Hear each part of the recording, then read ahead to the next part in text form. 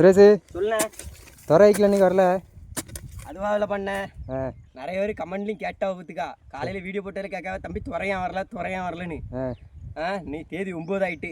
அவன் நேற்றுலேருந்து ஒரு வாரத்துக்கு முன்னாடியே சொன்னான், போலீஸ் எக்ஸாம் எழுத போகிறேன், 9ஆம் தேதி வர முடியும் சுரேஷ், திருநெல்வேலி சரட்டக்கர் காலேஜில் தான் நமக்கு எக்ஸாம் போட்டிருக்காவ, நான் போய் எழுதுவேன் அப்படின்னா. சரி சரி. துறை, இந்த வீடியோவை பார்க்க உனக்கு தெரியும், நீ சீக்கிரம் எல்லாம் எழுதி எல்லாம் பாஸ் ஆகி எப்படியா போலீஸாக வரணும், நம்ம ஜெயிச்சிட்டோம் மாறா அப்படின்னு நான் உனக்கு ஸ்டேட்டஸ் போடுறேன். இது நடக்கா இல்லையான்னு மட்டும் பாரு. போலீஸ் ஆகிட்டோம்னா நம்ம ஊரில் ஒரு போலீஸ் அந்த மாதிரி ஆயிரும்.